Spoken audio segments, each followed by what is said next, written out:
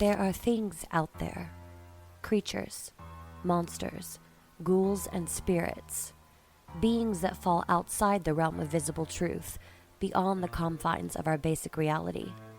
They lurk in the dark, haunt the recesses of our minds, and stir our curiosity in the unusual and weird. They are taboo topics, stories that we tell around the campfire and folklore passed down from our ancestors. We've been taught that these things don't exist, that they are merely myth and legend. Or are they? Welcome to the Occult Archives. I'm your host and spooky librarian, E.M. Moon, but feel free to refer to me as E. Here lies a space beyond all spaces, a library full of arcane information enough to drive any normal person mad. If you can think of it, if you can question it, the archives probably have what you seek.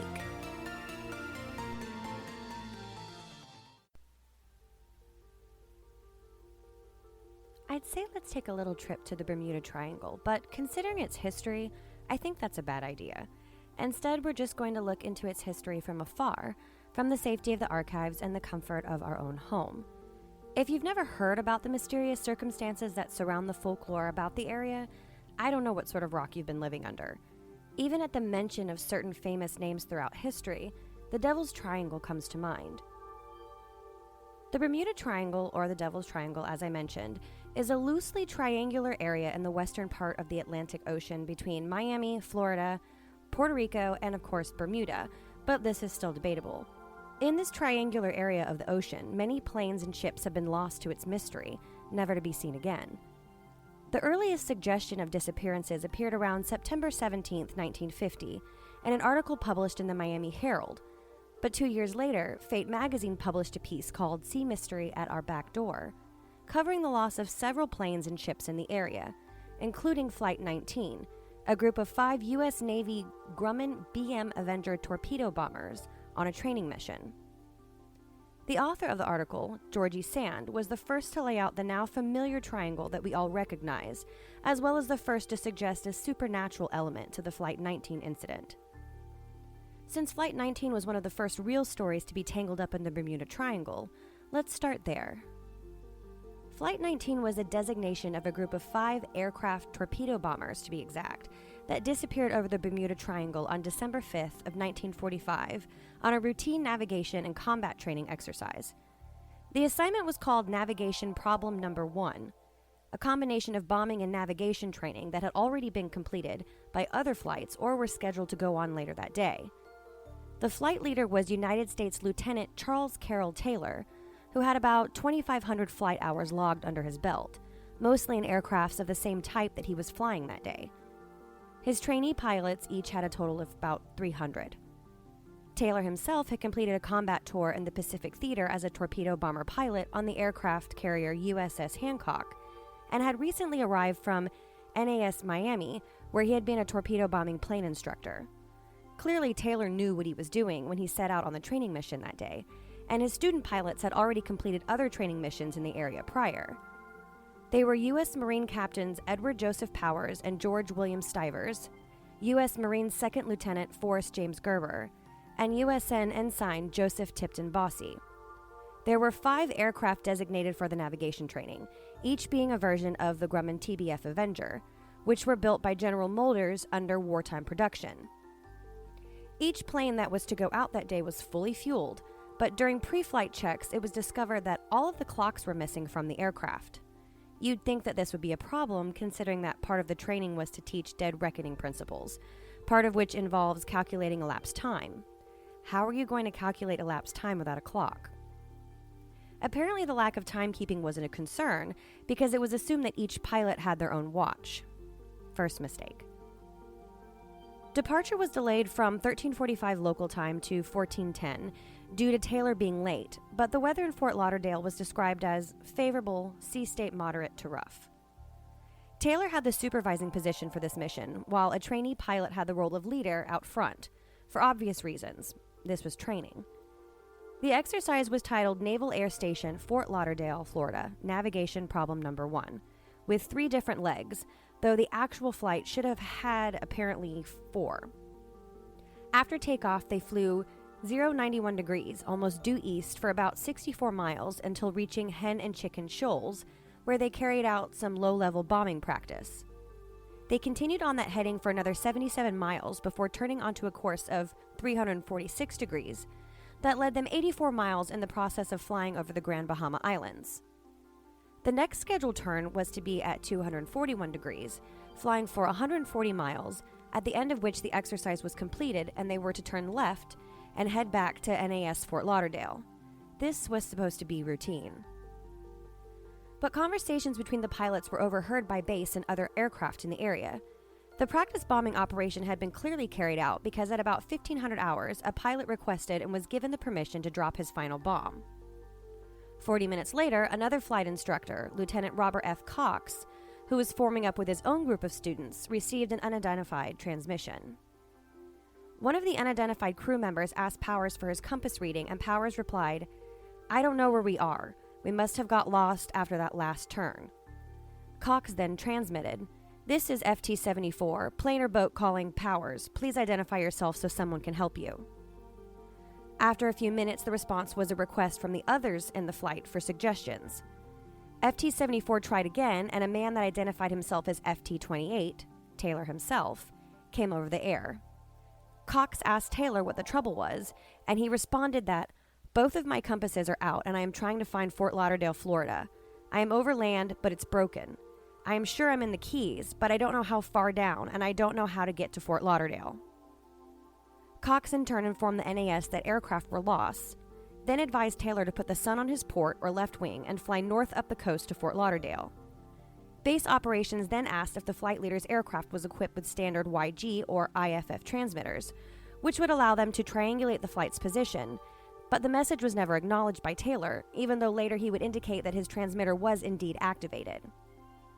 Instead, at 16:45, Taylor radioed, "We are heading 030 degrees for 45 minutes. Then we will fly north to make sure we are not over the Gulf of Mexico." During this time, no bearing could be made and IFF could not be picked up on the flight. At this point, Taylor was told to broadcast on 4,805 kilohertz. This order was not acknowledged, however, so he was asked to switch to 3,000 kilohertz, which was the search and rescue frequency. Taylor finally replied, "I cannot switch frequencies. I must keep my planes intact." At around 16:56, Taylor was again asked to turn on his transmitter if he had one, but again, he didn't acknowledge the request. He did advise his flight, however, to change course to 090 degrees, which was due east, for 10 minutes. Around the same time, another pilot on the flight was heard saying, "Damn it, if we could just fly west, we would get home. Head west, damn it." After reviewing this evidence, there seemed to be a difference in opinion as to why the students didn't simply head west on their own, but it was explained that this was probably due to military discipline. Maybe, but if they were as fearful as their transmissions made them seem, you'd think that they would have broke from command and tried to save their own lives. Eventually, the weather deteriorated and radio contact became sparse. It was assumed that the grouping of aircraft were over 230 miles out to sea, east of the Florida Peninsula.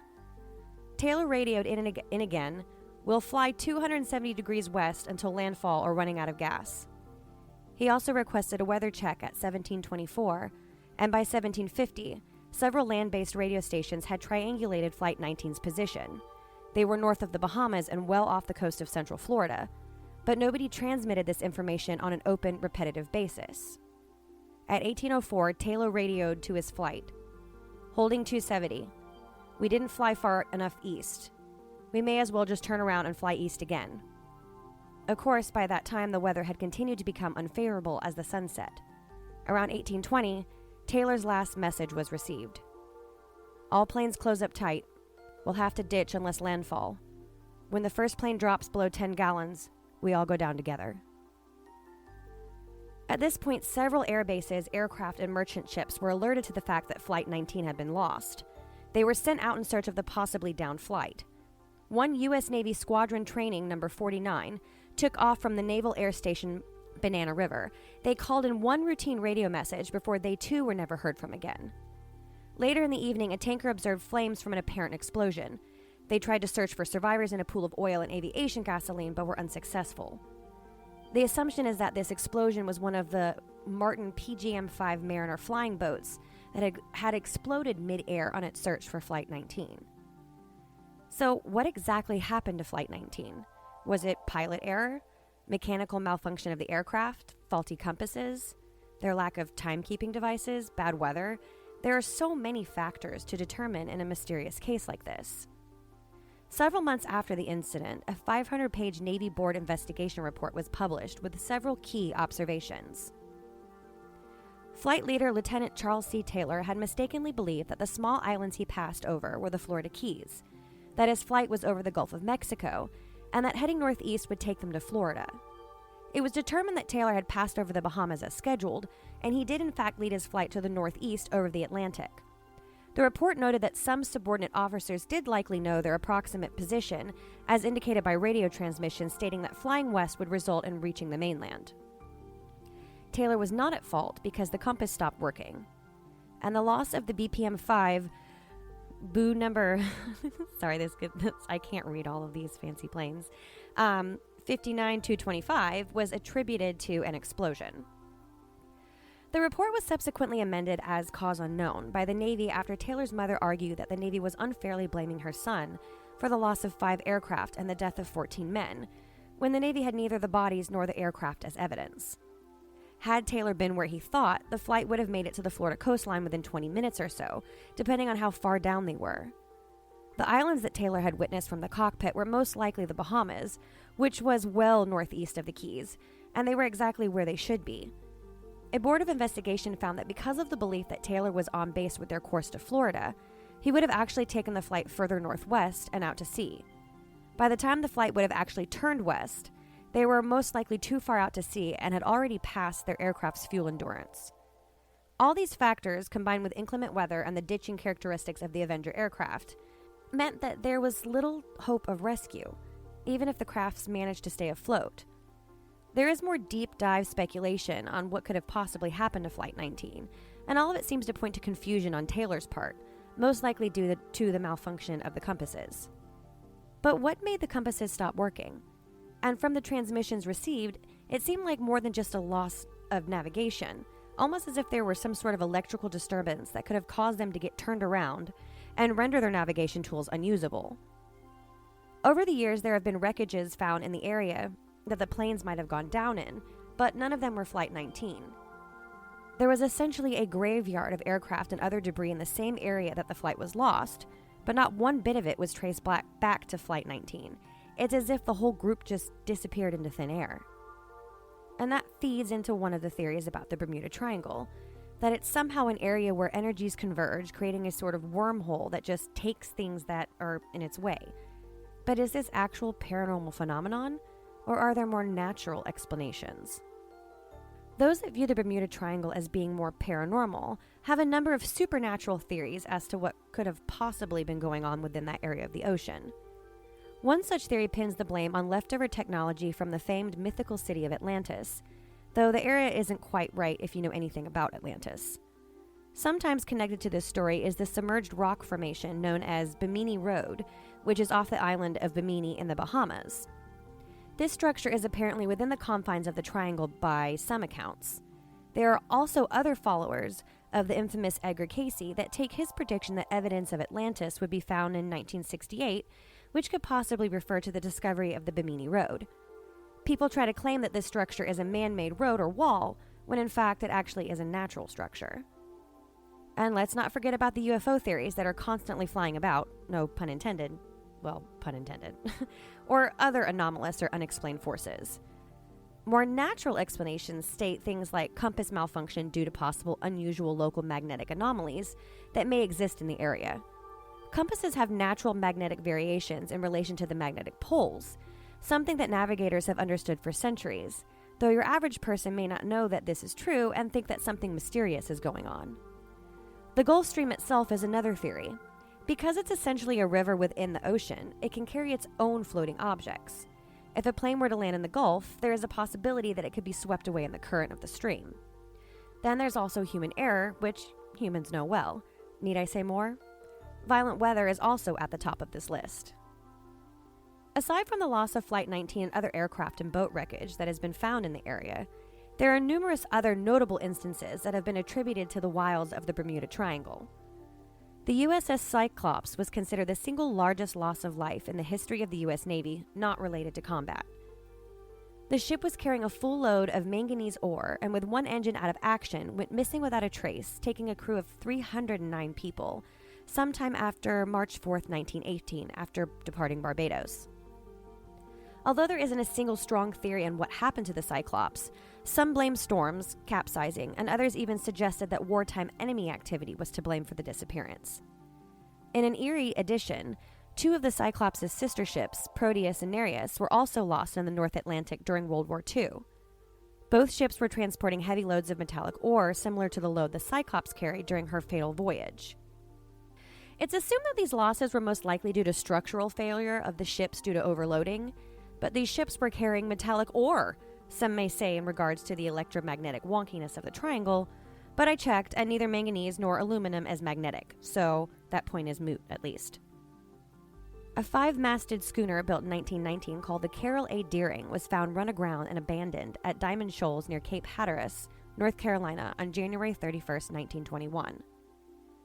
Most assume that the Deering was a victim of piracy, possibly connected to illegal rum running trade during Prohibition, and possibly involved with another ship named Hewitt. It is thought that possibly this ship was somehow involved in the disappearance of the Deering's crew. Then there was Star Tiger and Star Ariel, who disappeared within a year of one another, between 1948 to 49, one of Flight 2 and one from Bermuda. The Douglas DC-3 in late 1948, heading from San Juan to Miami with no trace of the aircraft or the 32 people on board. Then there was Conmera IV, which was yet another, this time a pleasure yacht, that was found adrift in the Atlantic, south of Bermuda, in September of 1955. Apparently, the crew vanished while the yacht managed to stay afloat through 3 hurricanes. Also, the pair of KC-135 stratotankers that collided and crashed into the Atlantic about 300 miles west of Bermuda. What could possibly be causing these ships and airplanes to either crash, become abandoned, or disappear altogether? Most likely it is due to a combination of factors like weather, poor navigation, instrument failure, etc., just like with Flight 19. But do we really know? And this is just a handful of mystery disappearances that happened over 70 to 80 years ago. Some even purport that before these mysterious cases were grouped together to put the blame on the triangle, the disappearances still occurred, but remained unconnected. On December 4th of 1872, a ship by the name of the Mary Celeste was found adrift in the Atlantic Ocean in another location, but its connection to the Bermuda Triangle has somehow invoked an answer to what happened to the very ship and its crew.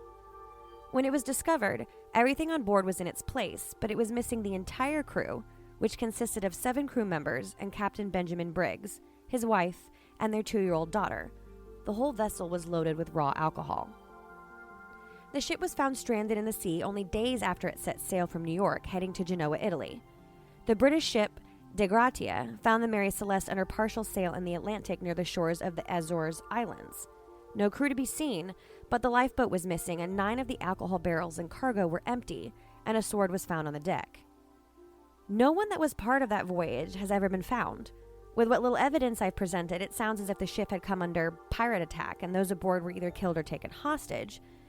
But the possibility of a pirate attack has since been ruled out due to everything on the ship being intact and in place, like the barrels of alcohol and valuable belongings, though alcohol was missing, but their barrels remained in cargo.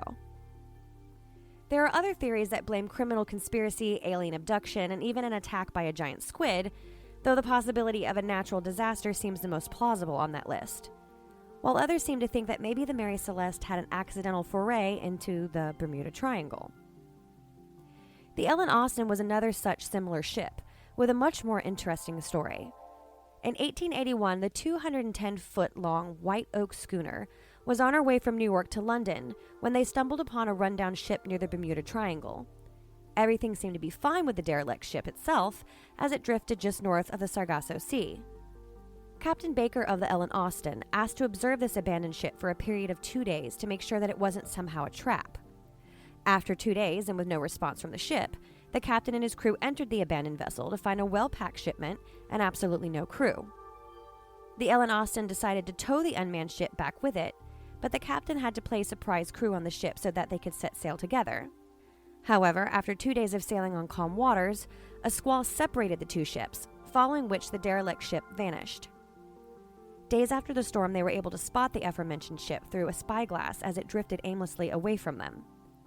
After hours of effort, they were able to catch up to the vessel again, but strangely, no one was on board. There's a story that Baker tried to rescue the ship again, but met the same fate before having to abandon the accursed vessel. Other reports suggest that the vessel was indeed spotted again, but this time had a separate crew from the one Baker had placed on it in their rescue attempt.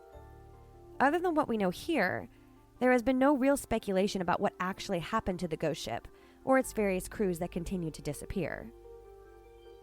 Almost even more startling than the last, a cabin cruiser by the name of Witchcraft left Miami with her captain Dan Burrick and his friend Father Patrick Horgan. The men set out on their journey aboard the 23-foot luxury yacht to enjoy the wonderful view of Miami's Christmas lights. However, they only made it about a mile from offshore before the Coast Guard received a call from the captain stating that their ship had hit something. There didn't seem to be any substantial damage, but they indicated needing help to be towed back to shore. The Coast Guard set out immediately to retrieve them, reaching Witchcraft in a little under 20 minutes, but found nothing. The area indicating the location of the ship was completely deserted, with no signs that there had been any ship that was stranded or even present there previously. What's even more perplexing is Witchcraft was a particular cruiser that was virtually unsinkable and would have housed numerous life-saving devices like life jackets, lifeboats, flares, distress signals, devices, etc. But none of those were seemingly used, and the ship itself was just gone. Of course, Coast Guard officials searched hundreds of square miles of ocean over the next few days, but were completely unsuccessful, and to this day, nothing of the ship or its occupants have been found. This incident is a complete and total mystery. These last few stories are more confounding than that of Flight 19 and similar aircraft stories. Malfunctions of equipment makes more sense in these instances because they are almost out of our control, but to find ships still floating on their own, filled to the brim with cargo and not a person on board, is eerie to say the least. And some don't even have an abandoned ship as proof that something went awry, as with the last story. They just disappeared altogether. So what do you think is going on in the Bermuda Triangle? Is it just sporadic instances of human error? Electromagnetic interference due to storms that pop up in the area? The Gulf current? Or is it just a bit weirder than that? Maybe it is aliens and UFOs, or the sunken city of Atlantis, wormholes, alternate dimensions. Who knows? That's why it's still all a mystery. And a mystery that makes one wary about venturing into waters of the unknown like that. I, for one, am unsure and would like to adhere more to the scientific, logical explanations, as much as I love the weird and unknown. But believing in that side for this subject is sort of terrifying, all things considered. Humans were probably never meant to fly and navigate the air, but the ocean is just as dangerous since we aren't capable of breathing underwater and are snack-sized to most things that dwell beneath. Maybe it's just best to avoid that area entirely if you can, just to be on the safe side. If you have any theories or ideas on the mysteries of the Bermuda Triangle, please feel free to comment under tonight's episode post on Facebook.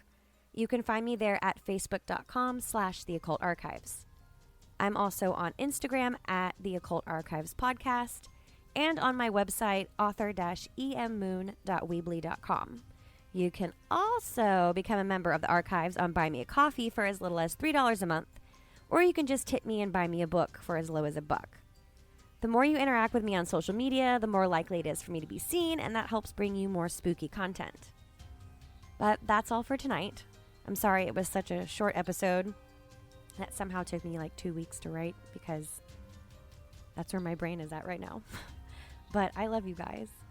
Until next time, lock your doors, salt your windows, and remember, it's okay to sleep with the lights on.